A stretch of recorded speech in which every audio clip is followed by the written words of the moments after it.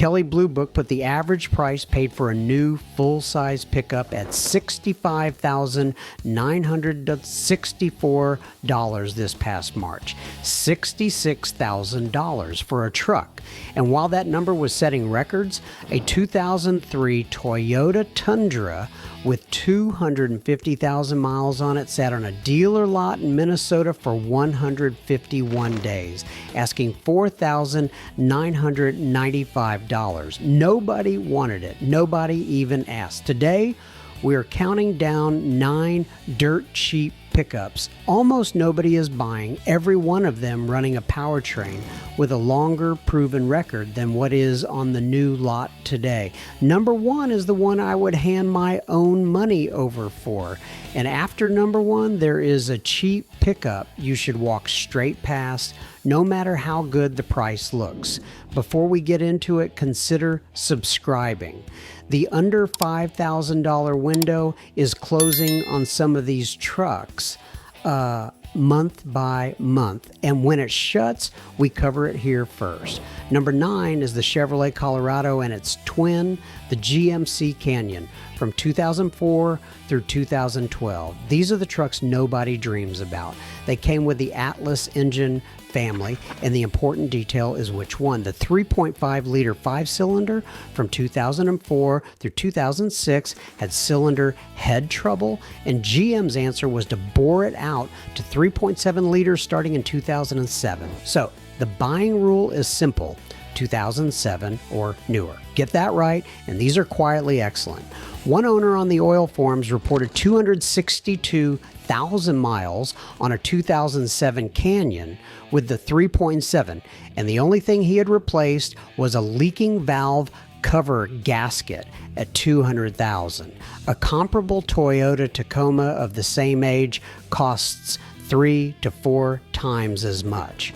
The Colorado burns fuel like a 6-cylinder and pulls like a 4, which is a peculiar thing to engineer on purpose, and it is also the entire reason you can buy one for the price of a used snow blower. Number 8, the first generation Nissan Frontier, 1998 through 2004, with the 2.4 liter 4.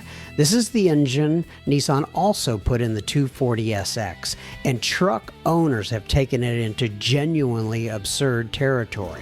Over on the Frontier forums, one owner logged 285,000 miles on his 1998, and another crossed 306,000 miles while admitting he drives it hard. Iron block, timing chain, port fuel injection, nothing clever anywhere. But there is one thing that will end the party, and you need to know it before you shake anybody's hand.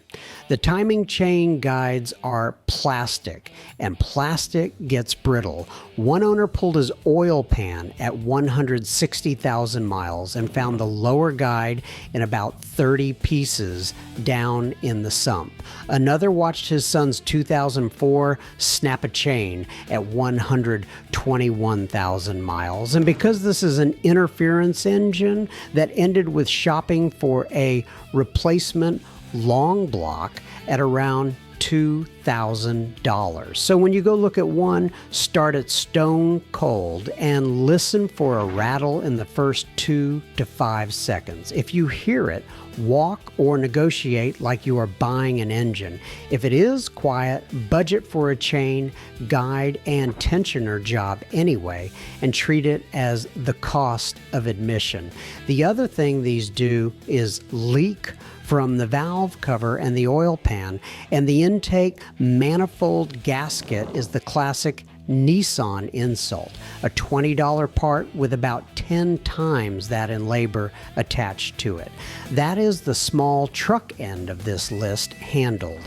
Everything from here up is full size or heavy duty, and number 7 is the one that scares people off before they ever look at the odometer.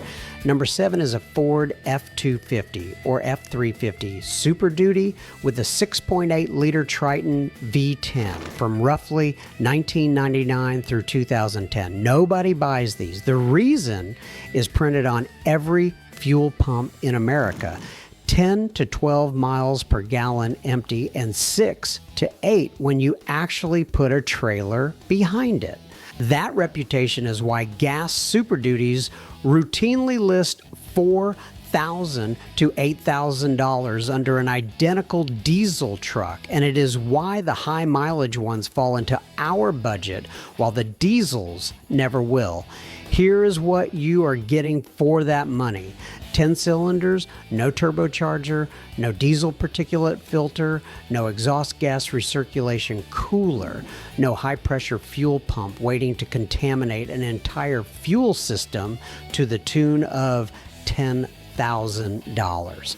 Fleet operators and motorhome owners consistently report 250,000 to 300,000 miles, and plenty of them have gone past 400,000 before anything major. The 3-valve version from 2005 makes 362 horsepower and 460 pound-feet of torque, which is real work capability. 2 things to check. The early heads had only 4 threads holding each spark plug, and they were known to blow plugs clean out. Ford fixed that in 2003 with a redesigned 8-thread head. So buy 2003 or newer, or get proof that the threads were repaired properly. Second, these crack exhaust manifolds with age. So listen for a tick that gets quieter as it warms up. Now do the fuel math out loud, because it is not as bad as the internet says. 10,000 miles at 12 miles per gallon burns about 830 gallons. The same 10,000 miles at 18 burns 555. That gap is under 300 gallons a year for most people, and you just save several $1,000s at purchase. If you drive 40,000 miles a year, buy something else. If you drive 8,000 and tow twice a summer, this is the cheapest heavy-duty truck in America. And parts are not a problem, whatever the badge on your local parts counter tells you. Ford put this engine in more than 750,000 vehicles, including the E-Series vans and a decade of motorhomes, which means every component on it is a shelf item somebody stocks. Number 6, the Dodge Ram with the 5.9-liter Magnum V8, second generation, 1994 through 2001. 360 cubic inches of pushrod iron, and the numbers people report on these are consistent. An average service life of roughly 280,000 miles, with owners posting 216,000 miles with no engine or transmission work, and others sitting at 320,000. 2 known weak spots, both cheap to know about. The intake plenum gasket under that aluminum pan leaks, and the heads on some of these crack. It is genuinely hit or miss. Owners tend to report either no trouble at all or a long, unhappy relationship. Have a shop pressure test the cooling system before you buy, and you have covered both. The transmission behind it is the actual weak link, so check that the fluid is red and not brown. Now here's the part that makes this a bargain instead of just an old truck. Car Gurus rates 2002 and 2003 as the worst Ram 1,500 years for reliability, because that is when Chrysler retired these engines in favor of the PowerTech family and picked up a reputation for mechanical trouble and oil sludge. Chrysler redesigned the truck, modernized the engine lineup, and made it less durable. The older, cheaper, uglier truck is the better one. That does not happen often, and when it does, you buy it. If this countdown is saving you from a $5,000 mistake, hit the like button. It is the only thing that tells YouTube to put this in front of the next guy standing on a lot with cash in his pocket. Number 5 is the Ford F-150 from 2004 through 2008. And I need to be very specific because because this is the single most common cheap truck in America, and roughly half of them are a trap. Those model years are the ones that gave the 5.4 liter 3-valve Triton its reputation, and the reputation is earned. The spark plugs are a two-piece design that carbons up and snaps off inside the cylinder head on removal at $300 to $600 per broken plug. The cam phasers start knocking and restricting oil flow, and owners report it beginning around 90,000 miles. The exhaust manifolds warp. One owner posted $525 per side to replace them. To be fair, Ford addressed the plug design in late 2008 builds, which does nothing for the 2004 through 2007 trucks, filling the cheap end of every lot in the country. Now, the same truck, same frame, same bed, same cab was also sold with the 4.6 liter 2-valve V8. No cam phasers, not the 3-valve plug design. It is slower, it is thirstier than it should be, and it is very hard to kill. It is also cheaper because slow does not sell. So when you walk up to a $5,000 F-150 from these years, do one thing before you talk about money.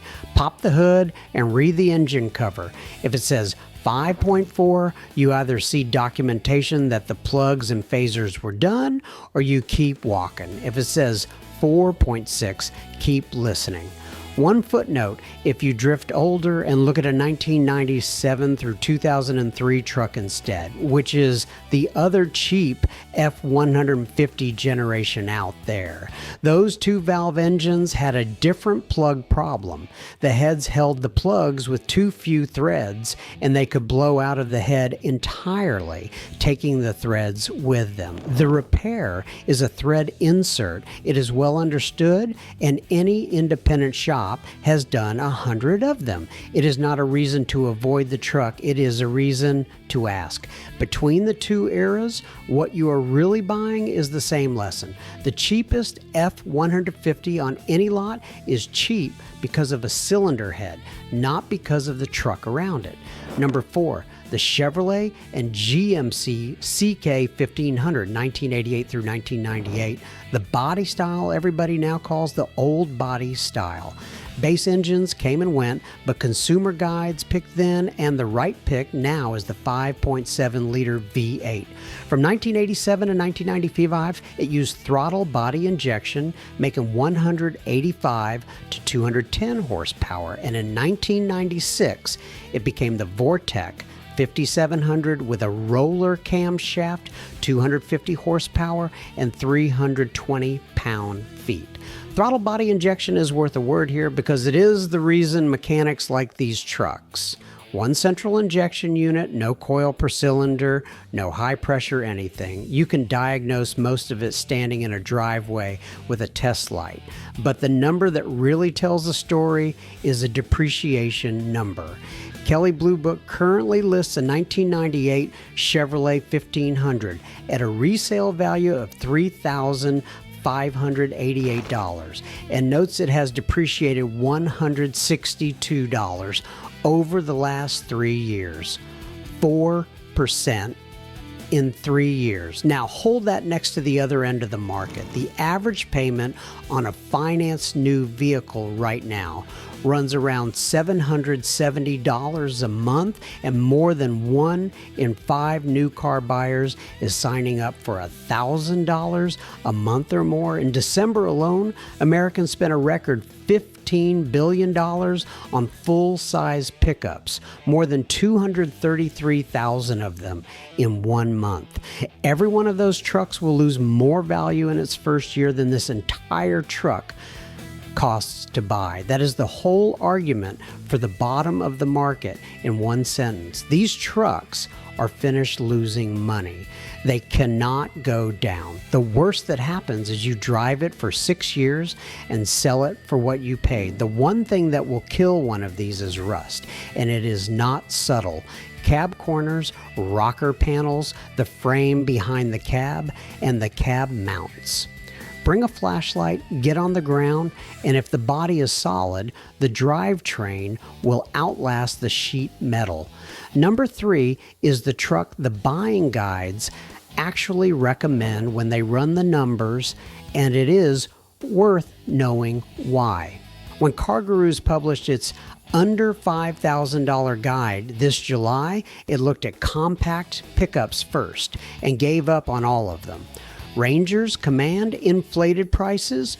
Older Tacomas have largely disappeared into frame rot, and the Frontier's fuel economy barely beats a full-size truck. Its answer was the Chevrolet Silverado and GMC Sierra 1500 from 1999 through 2007. The truck's known as the GMT800 generation, and the listings back it up.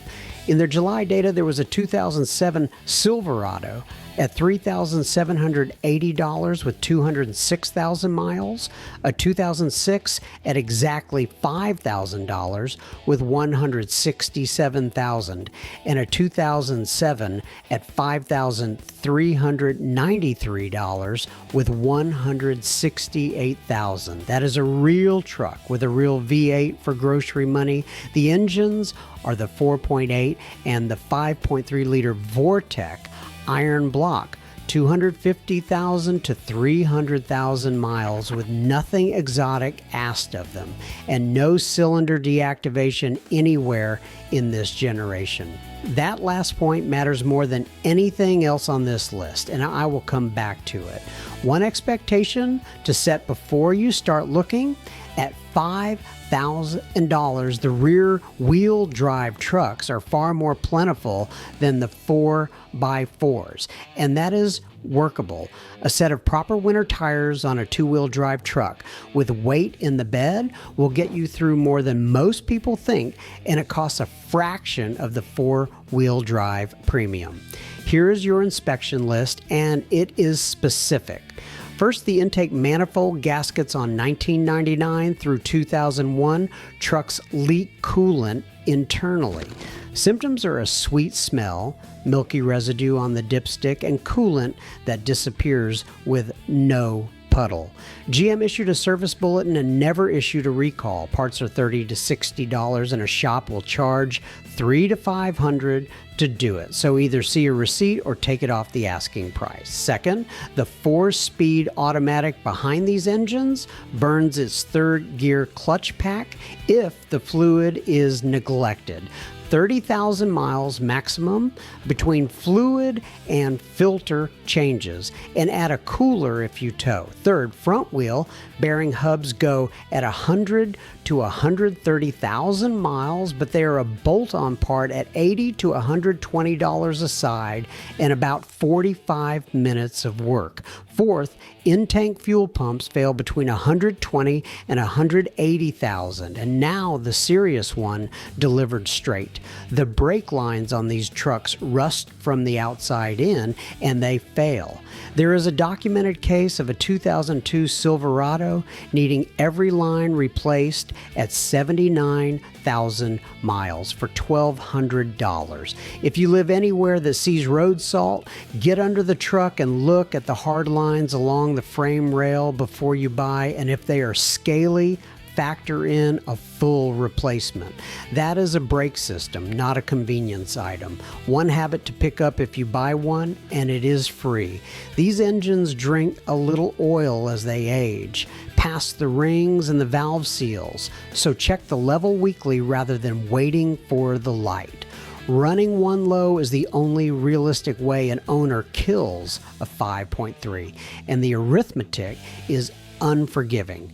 Rebuilding one runs $3,000 to $4,000, which on a truck worth $5,000 is the end of the story. A shop rag and 30 seconds a week is the difference between a 200,000 mile truck and a 300,000 mile truck. Also expect knock sensors to throw codes at high mileage. They are cheap and they are not an engine problem, whatever the scanner drama suggests. One last tip on this one. The Chevrolet Avalanche uses the same frame, the same 5.3, the same transmission, and it sells for less because of the plastic cladding on the sides. Same truck, cheaper because of trim. Number 2 is the Ford F-150 with the 4.9-liter inline-six, better known as the 300, from 1987 through 1996 in fuel-injected form. Ford built this engine for 31 years. Cast iron block, cast iron head, 7 main bearings, forged steel connecting rods, and a camshaft driven by gears, which means no timing belt to snap and no plastic chain guide to crumble into the oil pan. In its final year, it made 150 horsepower at 3,400 RPM and 260 pound-feet of torque at 2,000. The early carbureted versions were making peak torque down at 1,600 RPM, which is tractor territory, and that is not an accident. Ford's own industrial catalogs listed this engine for irrigation pumps and generator sets, and it went into vans and dump trucks alongside the pickups. When an engineering department signs off on an engine that has to idle in a field for 8 hours, you inherit that decision every time you turn the key. That torque figure at that engine speed is why UPS ran fleets of these past 300,000 miles on nothing but oil changes, and why a Ford master technician on the truck forums said he had seen them go beyond 600,000 miles with the original bottom end still in place. The known complaints are almost funny in their smallness: exhaust manifold bolts back out, distributor roll pins back out, rear main seals weep. There is no catastrophic failure mode. Nobody has a horror story, only a fuel bill, because 12 to 16 miles per gallon is what it gives you, and it is not negotiable. Now, the honest part, and it is the reason this is number 2 instead of number 1. The market has finally figured this engine out. Clean, straight, low mileage examples are being valued around $16,000 now and rising. What is still under $5,000 is the rough one, the 2-wheel drive long bed work truck with faded paint, a torn bench seat, 200,000 miles, and a farm behind it, which, if the frame is solid, is exactly the truck you want, because the engine in it does not care what the paint looks like. This window is closing. Next year, this item may not qualify for this list at all. Last thing before number 1, and then I will stop asking: if you have ever bought a cheap truck that turned out to be the best vehicle you ever owned, put the year and the mileage in the comments. That is the section people scroll down to read. Number 1 is the first generation Toyota Tundra, 2000 through 2006, with the 4.7-liter V8. Start with what this engine is. Toyota's other V8s of the era used aluminum blocks. This one got cast iron because it was designed to work in markets with questionable fuel and punishing duty cycles, and iron was both cheaper and tougher. No turbo, no direct injection, no cylinder deactivation, and exactly one maintenance item that matters: a timing belt, roughly every 90,000 miles. Do the belt and the water pump together, since the labor overlaps almost completely? And this engine's documented trouble-free average is about 300,000 miles. When Toyota tore down a high mileage example after 1 million miles, the V8 had never been rebuilt. And here's my favorite detail about how confident Toyota was. In its own 2003 Tundra sales material, the company invited owners to get in touch if they managed 100,000 or 200,000 miles on the original engine, transmission, and drivetrain. That is a marketing department betting on the engineering department. They won the bet. Repair costs match the reputation. Average annual repair spend on a Tundra runs about $606 against roughly $936 for full-size trucks generally. Owner reviews on the shopping sites read like typos. One original owner reports changing the timing belt at $110,000, sitting at $190,500 now. No rust underneath, still driving it.